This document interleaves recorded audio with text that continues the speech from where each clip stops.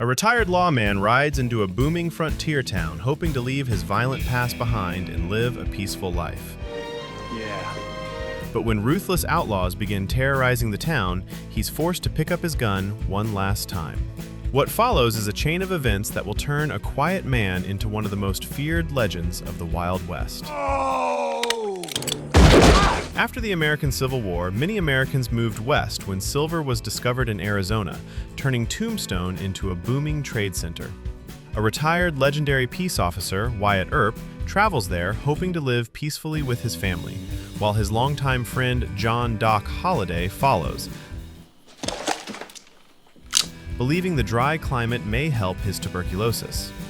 However, the town's growth also attracts criminals, including exiled Texas outlaws who form a ruthless gang called the Cowboys, known for their red sashes. Led by Curly Bill Brocious, the gang brutally announces their presence by crashing a police officer's wedding in a Mexican town, seeking revenge for two fallen members.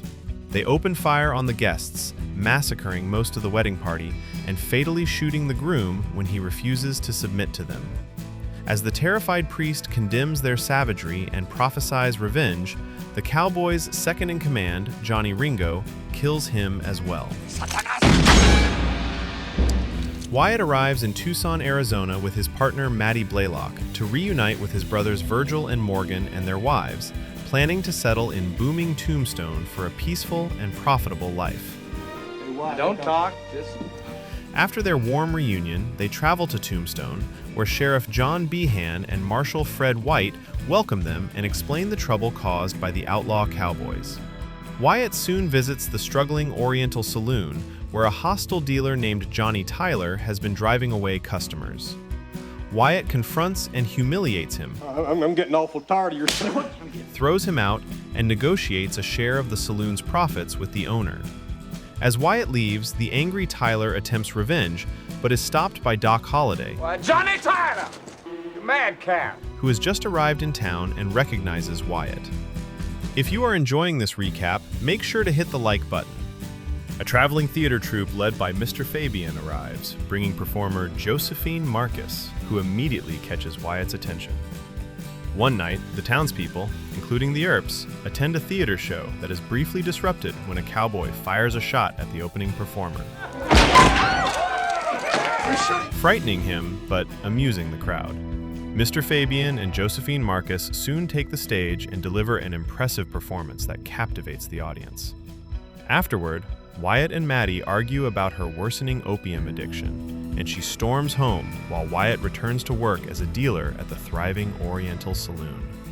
When Josephine later arrives, the crowd warmly welcomes her. But Wyatt resists approaching her, allowing Sheriff John Behan to pursue her instead. Meanwhile, Curly Bill, Johnny Ringo, and Ike Clanton attempt to intimidate Wyatt at the gaming table, though he calmly ignores them while Doc Holliday subtly trades taunts with Ringo. You retired too? I'm in my prime. When Ringo shows off his gun-spinning skills, Doc cleverly outdoes him by mimicking the trick with a tin cup, forcing Curly Bill to defuse the tension with drinks for everyone. After spending time with the adventurous Josephine, Wyatt's life in Tombstone takes a darker turn when Curly Bill, high on opium, goes on a shooting spree in the streets and kills Marshal Fred White. Wyatt and Doc manage to contain the chaos, but Curly Bill escapes justice when a judge dismisses the charges for lack of witnesses. As the Cowboys continue terrorizing the town, the mayor asks the Earp brothers to restore order. Though they initially refuse, we're all busy. Virgil eventually accepts the role of town marshal and bans weapons in the city. Wyatt strongly opposes the decision, fearing it will drag them into trouble just as they were building a tranquil life. During a tense poker game, Doc Holliday provokes Ike Clanton into causing a drunken scene, leading to Ike's brief arrest and a vow of revenge against the Earps. Meanwhile, a doctor warns Doc that his tuberculosis is worsening, but he ignores the advice and continues his reckless lifestyle. As the Cowboys begin gathering and threatening the town, Wyatt is sworn in as a lawman to support his brothers. Soon after, the mayor warns that the Cowboys are armed near the OK Corral, sparking a disagreement among the Earps. Virgil and Morgan want to confront them, while Wyatt fears it will ignite a cycle of deadly retaliation. Despite his worsening illness, Doc Holliday joins the Earps in confronting the Cowboys, backing Virgil and Morgan's plan and convincing Wyatt to go along. All right, Virg.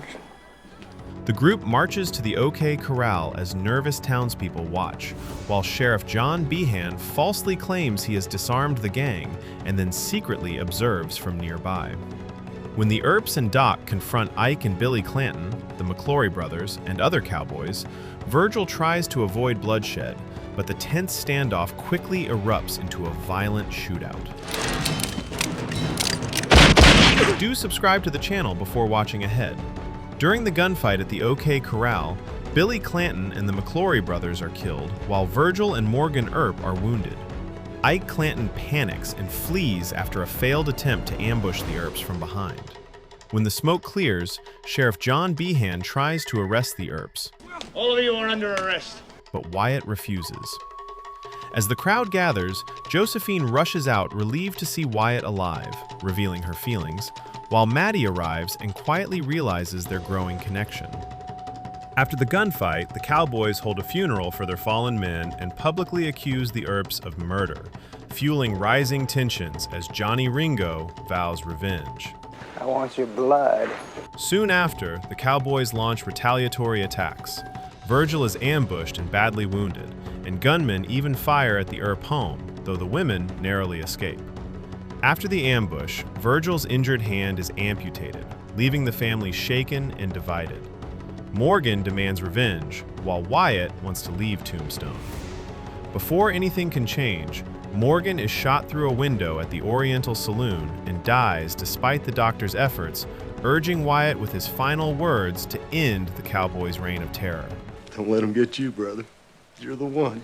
Devastated, Wyatt mourns his brother as the Earps hold a funeral procession, passing Curly Bill, Johnny Ringo, and the Cowboys watching from a distance. After Morgan's funeral, Curly Bill orders Ike and Frank to kill the remaining Earps, Take Stillwell and finish it. forcing Wyatt to send Virgil and the women out of Tombstone, while he stays behind as a U.S. Marshal and forms a posse. At the train station, Wyatt foils an ambush, kills Frank, and spares Ike to deliver a warning. Wyatt and his men then launch a brutal campaign against the Cowboys, And hell's coming with me, you hear? hunting them down across the region. The conflict escalates when the gang lures Wyatt's posse into a creekside ambush, surrounding them in a deadly crossfire, until Wyatt boldly steps out into the open and fires back, miraculously surviving the hail of bullets. After seeing Wyatt survive the gunfire, Curly Bill charges into the creek to kill him, but runs out of bullets and is shot dead by Wyatt, who then pushes forward and kills several more Cowboys. Meanwhile, Sheriff John, Deputy Billy, and Johnny Ringo gather the remaining gang to plan retaliation, but they are confronted by Josephine, who angrily accuses them of murdering Mr. Fabian before leaving town with the theater troupe. As Wyatt's posse prepares for the next confrontation, Doc's tuberculosis worsens, I got it. forcing the group to seek refuge at the ranch of a kind rancher named Henry Hooker, who lets them rest and care for Doc. The next day, a cowboy messenger arrives with the body of Sherman McMasters and a challenge from Johnny Ringo demanding a final duel with Wyatt. He wants a straight-up fight, just you and him. Though Wyatt accepts, he first visits the weakened Doc, gives him his Marshal's star in gratitude, and rides out to face Ringo after Henry promises to look after Doc. In a final twist, the severely ill Doc Holliday drags himself to the meeting spot before Wyatt arrives Look like somebody just walked over your grave. and confronts Johnny Ringo, killing him in a tense duel. When Wyatt reaches the scene, he is stunned and deeply grateful to his loyal friend. Wyatt and the remaining members of his posse then finish their campaign against the Cowboys, wiping out the gang and forcing Ike Clanton to flee. Doc is later sent to a Colorado sanatorium where Wyatt visits him daily until Doc asks him to stop and instead build a life with Josephine. Take that beauty and run. Don't look back. Wyatt tearfully agrees and leaves, after which Doc reads Wyatt's tribute booklet, My Friend Doc Holliday, and soon passes away peacefully. Wyatt later reunites with Josephine in Denver and begins a lifelong relationship with her.